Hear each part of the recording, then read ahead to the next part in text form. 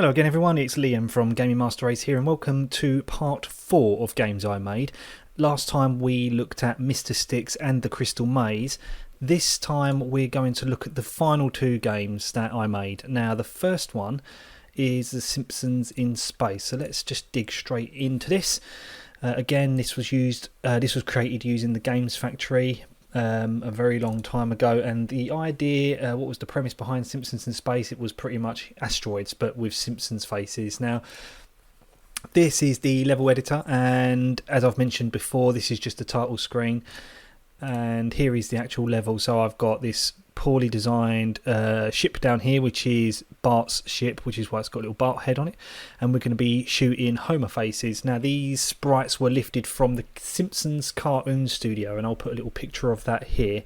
The Simpsons cartoon studio is a really awesome little application. It's not necessarily a game in which you could design your own Simpsons cartoons. It was so good, but it works with Windows 95 and it doesn't really work at all with Windows 10, and even if you were to try and put it or play it on a virtual machine, a VM, the game just doesn't run very well. Anyway, but that's that. Let's kind of digress on that, kind of shifting focus. Let's run this application and we'll just get an idea of what this game plays like. So once again, there's the traditional Comic Sans and the Black Belt Entertainment theme, as I kind of called it, even though it's the MIDI was provided by Europress or Click Team as it is now. That's the 20th Century Fox fanfare, not holding back on the copyright claims there. And further not laying back or hiding on the copyright claims is the Simpsons theme tune. Okay, so let's press 1 to start the game. All the other options I'm pretty sure don't work. So here we go. So control is shoot, and yeah, it's an 8 direction control. And this is Croc's intro. Cool. And that's one level done. Nice and easy to start off with. Tried to kind of make it gain a bit more difficulty as the levels went on. So again, the sounds actually lifted directly from the Simpsons cartoon studio. Again, when you complete the level, it ignores the controls, so you can't do anything, just go straight on to the next level. So yeah, there's not really much else to it actually. There was, when I originally created this a long time ago, that you'd be able to shoot one of the heads. Say for example, you shoot Lisa, and then 2 Maggie heads would then spawn, and that was pretty much it. So it kind of helped kind of raise again the difficulty curve. There was also a boss on the original game when I made. So this is obviously, yeah, this was a second attempt of the game that I actually did, because I remember creating it and then losing all my data because I had to format my hard drive and rebuild my PC. So yeah, this was the second attempt I did of it, and yeah, as you see, the levels just repeat now. So that's pretty much all it is. But yeah, there was a boss level which had one of the aliens in here, and it was like half a ship pretty much, and you would shoot the ship about, I don't know, 15 times or something like that, and you would eventually kill him and move on to the next level. And it was pretty much just asteroids again and again and again. I was thinking about throwing some other ideas in there, but yeah, I didn't obviously get that far. But let's go into the event editor of this level. As you can see, start of frame, you deactivate the group level end. This is the group level end here. Start of frame, play music, Croc open, which is the intro obviously to Croc, and we make invisible. So this level complete here is actually invisible, and it only reappears again once you've completed the level. If no music is playing, play music, Croc open. So that's how you loop the music, and when the active object leaves the play area, which is Bart's ship, you want to wrap that. So if you actually left if you actually left the player on the right hand side, you would reappear on the left hand side. Upon pressing control, you shoot a missile at speed of 60, and yeah, collisions between missile and Homer, play sample Homer doll, add 50 to score, destroy the laser and destroy Homer, and if Homer leaves the play area, wrap him as well. And that's literally all there is to it. I mean, look at that, there's 12 lines of code there, and that's how you create that very simplistic game. And you could obviously not plagiarize anything, and you could create a really simple asteroids clone and just release it into Steam or whatever. I mean, it's so simple. Anyway, we're going to move on to the final game of the Legacy collection of my games, and that is Who Wants to Be a Millionaire. Now, again, going back to the previous episodes in which I said that I was a huge fan of game shows, it didn't stop at all. You know, I was a big fan of Who Wants to Be a Millionaire, and you know, there was some good attempts. There were some excellent games actually. I mean, the game created by Celador and Eidos was a really did really well at recreating the atmosphere, but there were some things wrong with it. Now, the only things that were wrong is that it didn't have the entire Who Wants to Be a Millionaire soundtrack. So when you would win the £1,000, the music, which is called the £1,000 question, £2,000 question, £4,000 question, the music actually changes pitches the further up you get, obviously to gain more tension. But on the Eidos version of the original Who Wants to Be a Millionaire, it was the same bit of music, and that would be the same for £32,000 question. They would have the £32,000 question, which is the right bit of music, but then for 64, 125, 250 and 500,000, it would still be the £32,000 question, when in actuality the music should have changed pitch and everything else was fine. So what I did is I wanted to create my own version and use the entire soundtrack, because believe it or not, I actually had the CD. They made a Who Wants to Be a Millionaire CD, an album with the entire soundtrack on, and I owned that. So I ripped it and put all the files onto here. The problem with this game is there are quite literally only 15 questions, and that's the problem. I mean, whilst I did get really good feedback on this game with how, you know, authentic it kind of was, the biggest criticism was there was only 15 questions. Now, obviously, again, I have used a lot of I've used graphics from the original version on PC. The only difference being is that I've got the Who Wants to Be a Millionaire logo here, but this is what the game looks like, and you've got these little black bits here which cover over the letters, and that will all become very apparent when we play the game. And then we've got the answers, we've got the wrong answers and the correct answer here, so it's easy to know when you've got the correct answer. We've got the amount you've won and actually the question, and I don't know how many lines of code are on per level. Actually, there's about 29. Okay, but there's a lot of stuff going on here, and again, it could have been simplified probably so much easier, and I probably could simplify it today, but this is how I built it back then when I was a lot younger. So let's play the game and we'll just go through it, see what we think. Again, I'd really appreciate if you left comments, because it'd be good to see what you thought of this, again, from younger me. There's that black belt theme again, and this time we're using the PlayStation 3 font. So that sound you just heard there was actually the Lifeline music, so when he's explaining what lifelines you got, that's what you would hear. And then you've got this kind of, I don't know, this music playing in the background, which is also from Who Wants to Be a Millionaire. But now we will press start game, and the Who Wants to Be a Millionaire theme will play. Again, to kind of build up your tension and get you really into the mood of wanting to play the game. Just bearing in mind, again, I'm going to get copyright strike for this, but whatever.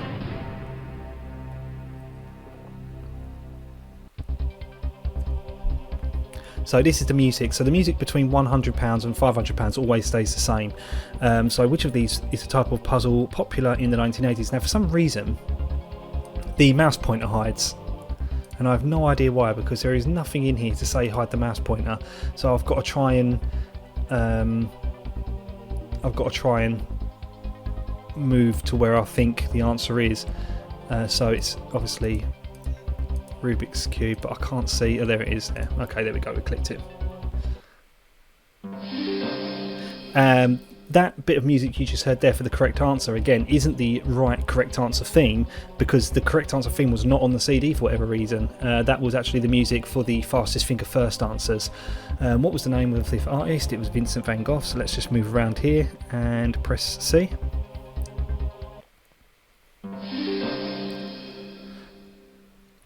Cool. And as you can see on this side here, we've got the table which shows you the total amount you can win, and as you can see at the moment we're on question 3, we're currently up to £200, and that changes every time you get a question right. So who was Bob Hope's regular co-star? I think it was Bing Crosby, so let's do C again. And there's the correct answer, and you can watch over here, you'll see it go jump from 2 to 300. So we've got vampires. Again, I made this a long time ago, I don't remember the answers. I know that these are the easy questions, but yeah, I don't remember the answers, so I won't get so far. And I believe this was the love bug. And now what you're going to hear is the music for the £1,000. So again, you heard like a little bit of jittery there, and that was because of these times when you get a correct answer. When it equals 6, play the song. And if you know, obviously when it equals 6 exactly, I've not been specific, I've done when it equals 6, play the sample. So between 6 and 7 seconds, it's constantly trying to play that song, when really if in actuality, if I'd have said if the timer equals 6 seconds dot 1, like dot 6.00, it would play it immediately, but I didn't. So now what you're hearing is the Let's Play for £2,000 music. So this is all accurate now. And one of the things I was also going to mention is that all these questions, I had 3 Who Wants to Be a Millionaire question books, and each question book had about 1,000, maybe about had about at least 1,000 questions on there. And in total, I think I had 3 of them. So there was 2 really thick ones. So I think I had about 5,000 Who Wants to Be a Millionaire questions to use. And I took these questions from that book, as well as the 50-50 and the Ask the Audience results. They were all in that book. So which of these is a non-commissioned officer in the army? So we'll use a lifeline on this one, so just to show you what it looks like.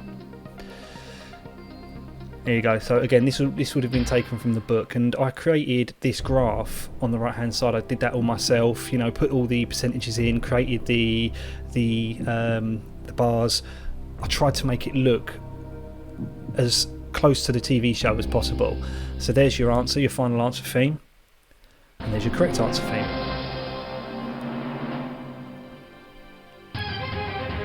So what you'll hear now is the music changes pitch. And that's how it should be. Now, on the PlayStation 2 version of Who Wants to Be a Millionaire Second Edition, it did include the entire soundtrack, so it was all accurate.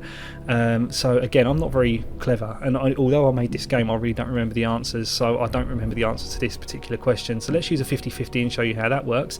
Now, I don't know if you remember, there were black spaces over the letters. So what that does, it hides the letters, because I tried to make it as, again, authentic as I possibly could. And in the game show, there was the answers would be completely blank until the answers appear one by one, as you've been seeing.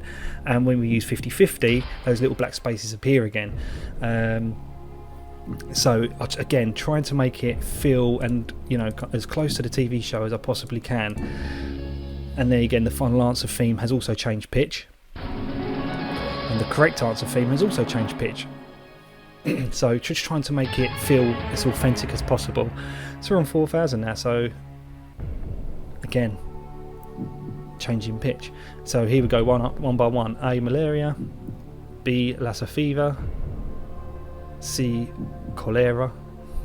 I don't know if I said that right. Or D, sleeping sickness. I think it's sleeping sickness, but I don't really remember. So I'm going to demonstrate the phone a friend lifeline as well, and this one I had to create myself. There was no phone a friend. I don't think there was a phone a friend option in the books. I think you had to ask a friend. So I've just put here, I was watching a show about this last night. The answer is sleeping sickness. I'm 99.9% sure of it. So that's pretty much how you use that lifeline. So we'll do that.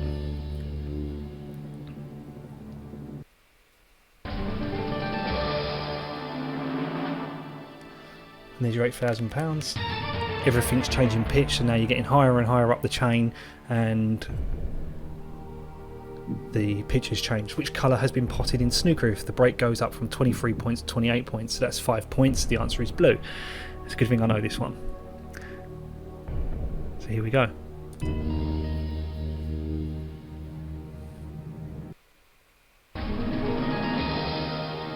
So again, actually on the game show, the answers, I'm pointing at my screen, but you can't see what I'm doing. But the boxes where the answers appear, that would also disappear with the answers. But I didn't do that on this because there was no way for me to do it, because the questions and the answers were, well, this is actually just a screenshot of the Dreamcast game. Selenology is a study of the what? I really don't know the answer to this, so I'm going to Google the answer. I was going to say guess, but I think I left a long enough pause there for everyone to kind of tell what I was doing. We're going to say moon.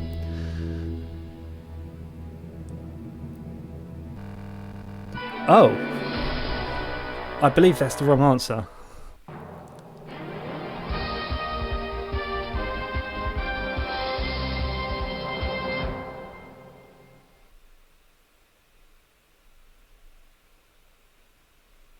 Selenology is actually a study of the moon, not the sun. So I released that game because I actually did release that to there was a website called Martin2K, and no one called me up on that, believe it or not. Okay, interesting indeed. Well, there you go. So I lost that money apparently, and when obviously I didn't reach the next milestone, so the amount of money I got was £1,000 only, so I had a cheque for that. And there was also a cheque for whatever amount, to be honest. I think if I go on here, I don't know how I managed to pull this one off. I can't remember. I think this is an active object. It is. They're all active objects. When again, I could have actually just used a text object. But yeah, hey ho. Let's go on to the £64,000 question, pretending we got that right. So let's just do that. Password 64. Run the application again, and we'll use our password 64. We've got all our lifelines back. That's amazing. And the word bandit comes from which language? So again, what I've done is the further up you get, I've made the answers appear slower and slower, again to kind of build a bit of tension. And I think in the game show as well, he would kind of also say them slower. Chris Tarrant would say them slower to kind of, again, just give you a bit of tension. Now, I don't know the answer to this question again, so let's use our... So a lifeline don't help, and I guarantee you if I do 50-50, it's going to be A and C. Oh, B and C. Ooh. I do believe the word bandit originated from Italy. I'm about 70% sure, so go for it. You've nothing to lose. And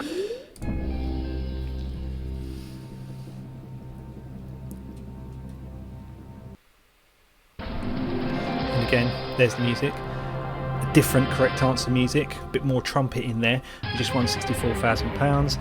The music then changes pitch, and then we move on to which of these Rolling Stones is the eldest. And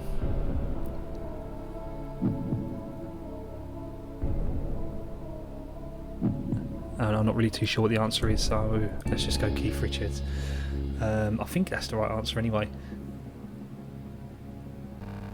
Lane.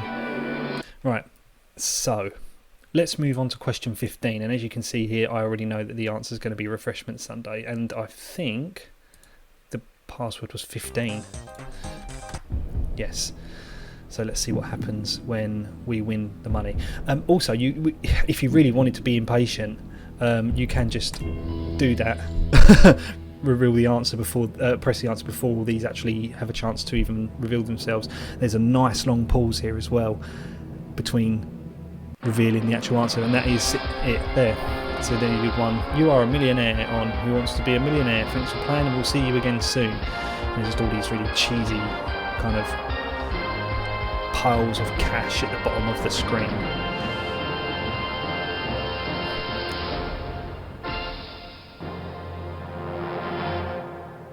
And that's how you win. There is also a credit screen, but to further... Yeah, I mean, yeah, there you go. Look, I mean, you can see here, play sample, Coldplay. There's a Coldplay song in the credits. So to further not be copyright claimed anymore, I'm not going to show you that. Oh, actually, let me delete it. I'll show you it. It's only a credit screen, for crying out loud. I mean, just literally, you know, just literally going up so slowly. But, you know, anyway, we'll do that. That'll be that for this video. I hope you enjoyed those legacy games that I created. In the next episode, we'll go over games that I attempted to create to release, you know, more like modern day. So these were done about 2 or 3 years ago. Yeah, so if you did enjoy this video, please like. If you want to subscribe, please subscribe. And I'd very much like to see your comments as well on this one. And if you would join us, then yeah, we'll see you in the next part if you're there. So thanks again for watching.